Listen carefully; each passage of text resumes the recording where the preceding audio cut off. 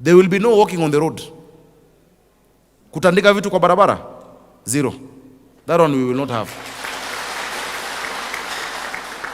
That one is an irreducible minimum, even for their own safety. We will not have any hawking on the roads. You start enforcing it from tomorrow morning in the streets, hata hapo Mudhurwa, hapo bus station. If they are inside a small section, it is okay. We agree with the timings and we'll have that discussion now with them. But on the road is an irreducible minimum. Barabara ni ya gari kutembea. Sawa sawa? Barabara ni ya gari kutembea. But really, before those guys come, I want you to understand, you must be confident and you must be firm. And you must be fair. A rule is a rule. Tukisema hakuna hawking Moi Avenue, there is none for anyone. Hapa Tomboya tulisema hakuna, na nitasema mbele yao. There is none, no matter who it is. Usipigiwe simu na huyu ama na huyu ati tusaidie mtu wetu akue hapa. Because if you allow one person, why not the other person? Are we together? So the rules must apply to everyone. A city of order, you know what that means? It means that whatever rule is there, everyone follows. No one is above the law. We want our people to trade. That is why nimesema Saturday na Sunday, no parking fees. Wacha watu wakuje Nairobi, tuwafungulie mahali, wafunguke hata Kenyatta Avenue, areas fulani, wauze, but in a dignified way. Tuwapange. And in this meeting, I will want Akumali to tell us, pallet, inaitwa pallet ama pellet, hiyo kitu ya kutandaza, ni size gani, inakaa aje na inaeko wapi? Wengine wamejenga mpaka mawe town, ati kuuza kwa mawe umeseti. It's like you're building another Yo, what's up everybody? This is Sakaja Nairobi. Welcome back to my YouTube channel, and in case you're new here, tap that subscribe button. But if you're a returning subscriber, thank you so much for joining me. I appreciate your support any day, anytime, without which I could not be doing these videos. Like I say, this is the greatest YouTuber in the Republic of Kenya, and the E in my name stands for exactly what you need. Now, Nairobi Governor Johnson Sakaja has today issued a very strong statement banning hawking in Nairobi. So this is not the first time that we are seeing a governor of Nairobi trying to ban hawking in Nairobi. And for context purposes, guys, I want you to note that no governor of Nairobi, this one being the fifth or the fourth, we had Kidero, we had Sonko, we had this one, that is the third.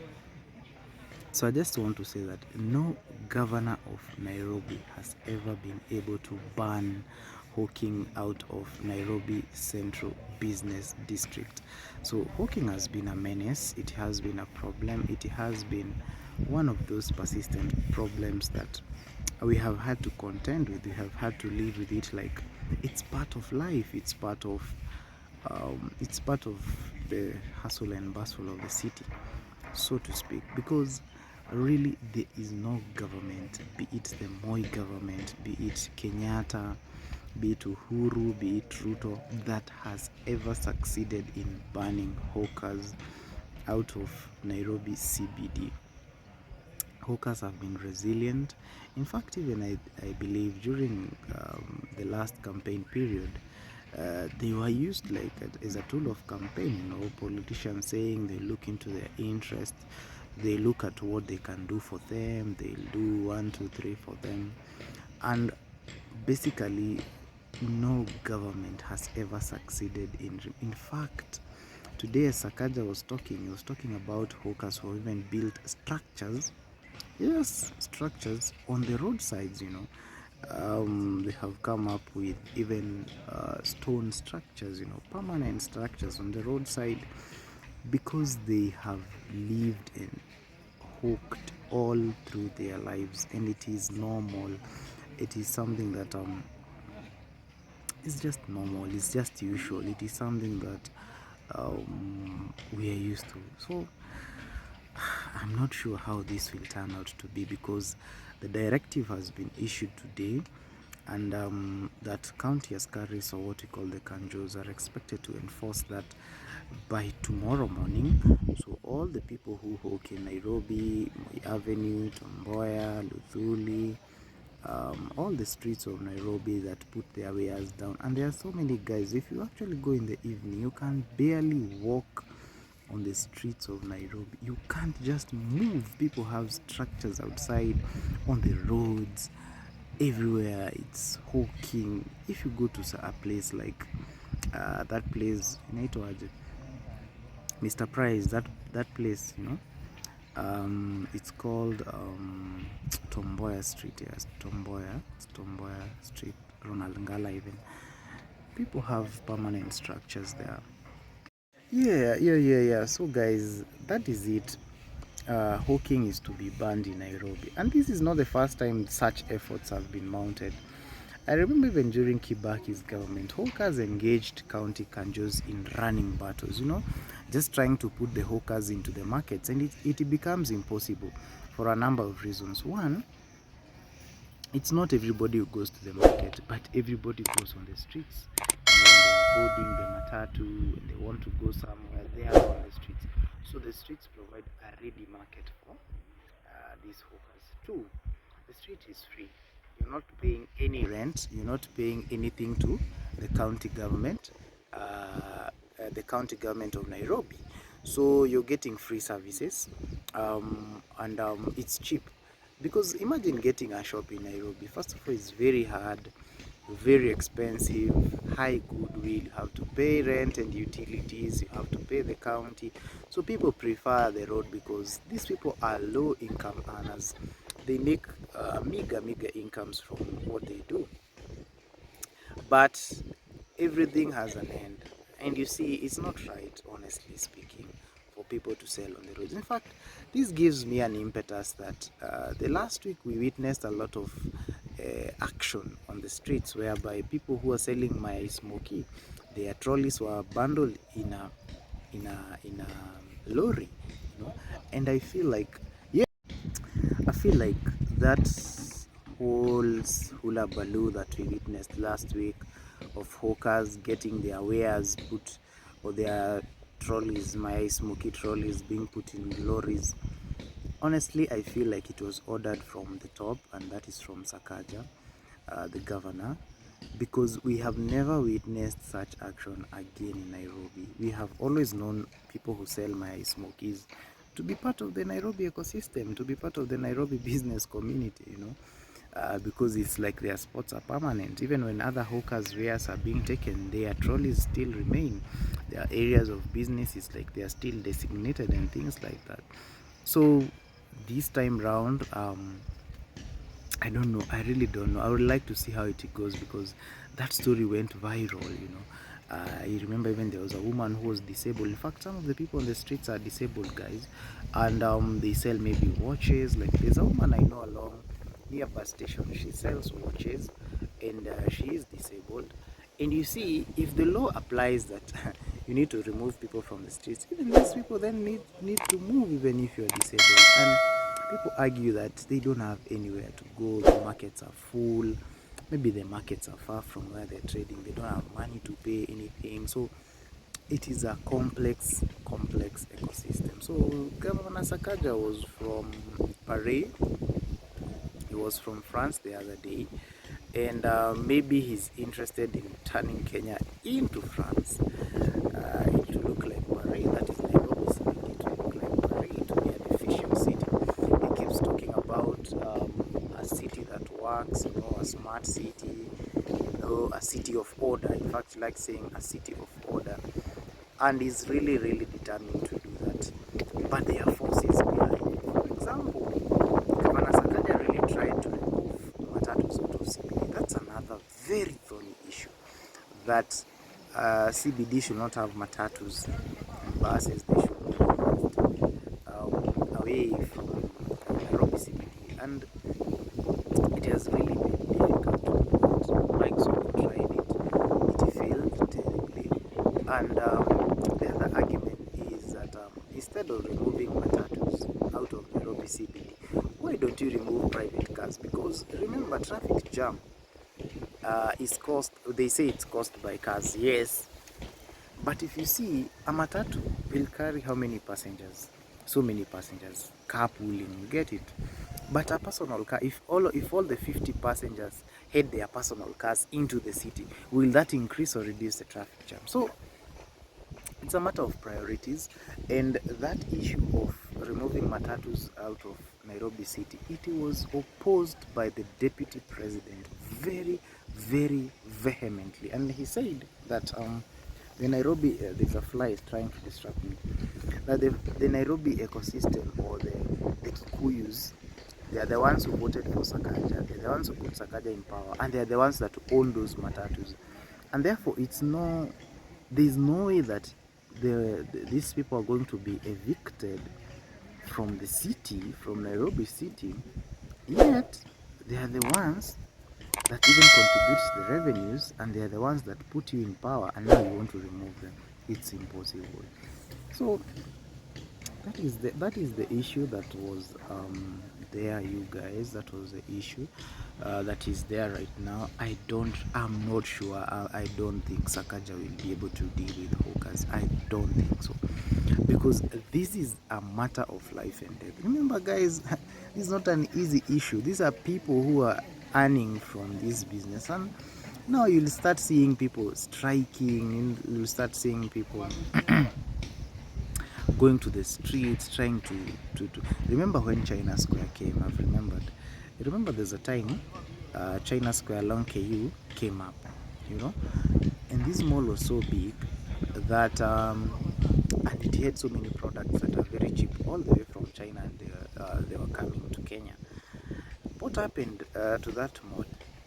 The traders in Nairobi, they actually went ahead and said that there is no way you're going to bring wares from China that are cheaper than our wares, so we're not going to get business, and you're going to take all the customers at a cheap rate.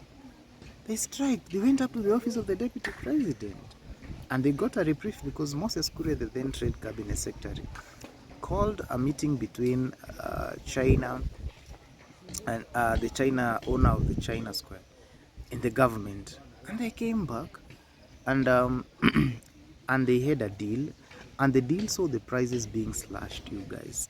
Today China Mall is nothing. People really, in terms of the hype it had, it doesn't have that hype anymore, and it's just like any other mall, selling goods at the same prices like any other mall. And so you see, it's not easy. Even this hawking thing, it is not easy at all.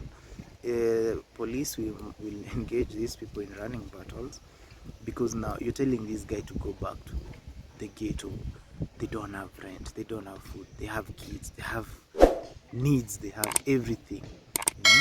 However, Sakaja was saying that on Saturday and Sundays there will be no parking fees, and probably indicating that they will open up the streets for the hawkers to hawk and to do all that kind of stuff, but in an orderly way. So he's providing like a reprieve for them, or a solution, and the solution is that they'll be able maybe to hawk during the weekends, and now this is allowed even by the county government to do so. So let's see how it plays out, guys, because it is not easy. It has never been easy. It will not be easy, you know. Hey, there's someone with a nice Mercedes here. Hey. Yeah.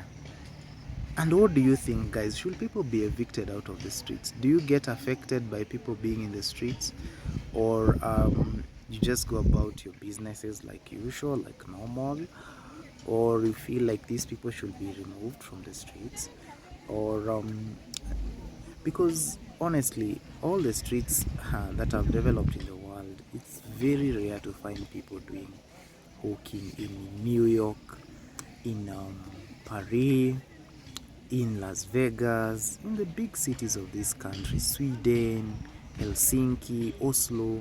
You'll not find hawkers on the street. It's just here in Kenya where you find people just hawking and hawking and hawking. And I don't blame them. I don't blame the hawkers, guys. Let us look at this with a third eye. This someone, he doesn't have a job. He doesn't have a business. He doesn't have a rich parent. He doesn't have a rich relative. He's not, he or she is not educated, but some are educated.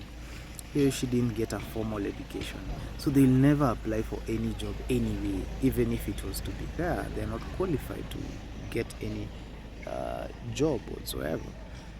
They will never go back to school. They are old. They don't even have money to pay for school. If they ever thought like they should go to school, they don't have money to pay for that. You get? So how do you expect this person to survive? This person wants to have a family like every other human being. This person wants to live, and you know the world doesn't care, man. You have the bills still come, whether you're employed, whether you have money or not. You need to eat, you need to drink water, you need to shower, you need to wear clothes, you need medical attention. And there's no social security in Kenya. There's no like, you know, like in US, if you're not employed, you don't have a business, you can have a social security number where you can get even a stipend from government that can help you get something, you know, at the end of the month to cater for your basic needs. In Kenya, there's nothing like that, and it's just a matter of every Kenyan for himself and God for us all. In fact, can you even, guys, can you just get this? People who have jobs, they are employed. They have jobs, they are employed, they're in gainful employment. They are leaving their cars at home because of the high cost of fuel. You get it? They are failing to eat at hotels and carrying packed lunch because of the rise in cost of living. How hard is it for the hawker now that you even want to evict them from the streets? How difficult is it for him? If you're making your 50, 40, 60,000, and you see for the hawker, even sometimes even the income doesn't reach that. Maybe they make like 200, 300 a day. And now you've told this person to get out of the streets. The fuel pricing is high for everyone. Cost of living is high for everyone. The shilling continues to worsen against the dollar. So where do you expect this person to go? What do you expect this person to actually do, you guys? What do you expect? I have a new ring, you guys. What do you expect this person to do? You know, it becomes very hard. It becomes very difficult. You know. But anyway, I also feel maybe the preparations are because the King of England is visiting Kenya starting from next week. That is the 31st of October. The King of England will be in Kenya, and maybe this is one of the reasons why the streets have to be cleaned up and the streets have to be made very nice for him to come and see. Kenya is nice, it's beautiful, and maybe after his visit, maybe the regulations will be relaxed, you know, and the hawkers maybe will go back. But anyway, guys, I'll keep following it up for you. In the meantime, remember to subscribe if you like this channel. Remember to give it a thumbs up. Remember to subscribe. Remember to share this content with your friends and family so that we can create a big community that can talk about anything and everything. In the meantime, adios and see you in my next video.